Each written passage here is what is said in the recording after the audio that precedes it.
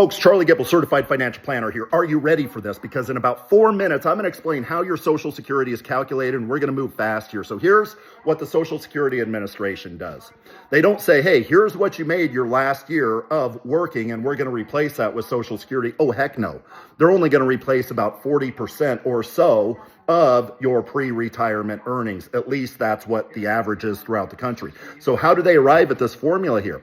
What the Social Security Administration does is they plot out your Social Security or your earnings that have been subject to Social Security taxes all throughout your career, right? So they have this big long list of numbers. 1980, this is what you made, maybe 20 grand. 1990, this is what you made, maybe 50 grand. They plot all those out, then they push all of those numbers ahead to, say, 2025's dollars, right?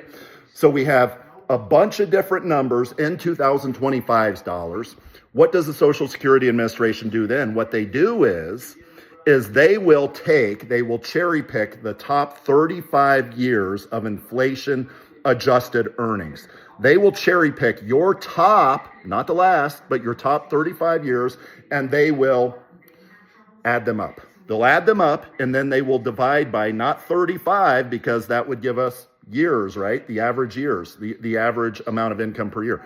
They will divide those 35 numbers by 420. Why the heck 420? Because that's how many months there are in 35 years, right? So what you have is the average indexed monthly earnings that you made over that 35-year period of time. And let's be aggressive and say that your AIME, your average indexed monthly earnings, was $10,000, which is well above average, right? That's bringing home 120 G's. The average American does not make 120 G's per year over their 35-year career. But let's just say, make the math round, $10,000. So does that mean you get a $10,000 check for Social Security? No. They take that $10,000 and they apply bend points to it. Basically, different weightings on 3 different thresholds. The first $1,200 or so, of course, we're going to have some rocket scientists say, oh, it's $1,226. Around $1,200, the first $1,200, you get 90% credit for that. So $1,200 times 90%, that's maybe around $1,100, right? Then the next, say $1,200 up to $7,300, somewhere around there, 2025's numbers. So the next, say, $6,000 or so, that is weighted at a 32% weighting.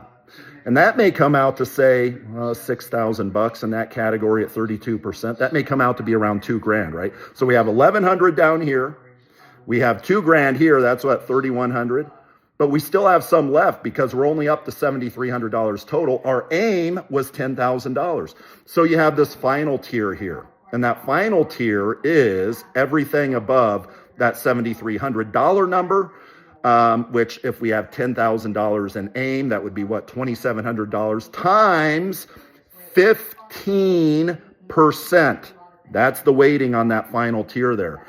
And maybe that 2,700 times 15%, I don't even know what that is. What is that, like $400 or $400? So you add all those up, $400 plus $2,000, that's $2,400 plus $1,100, that's $3,500. Boom. There is your Social Security check, at least if you wait until full retirement age. That is your primary insurance amount, also known as your full retirement amount. If you file early, you get penaltied from that. If you file late, you get delayed retirement credits. But that, folks, is how your Social Security is calculated. And imagine if you only had AIME of $1,200. You're only in that first tier, which means you get 90% weighted on 100% of your, AIME. So your after retirement check, i.e. Social Security, is actually 90% of what you made over your career, at least on a monthly basis, right? But the higher that you go in income, the less that weighting is. And that, folks, is why people that are not as wealthy as, others, why Social Security replaces a larger portion of their pre-tax income than what somebody that has an AIME of, say, like $10,000. If you have an AIME of $10,000, you're only having like 35 or 34% of your income replaced as a result of Social Security.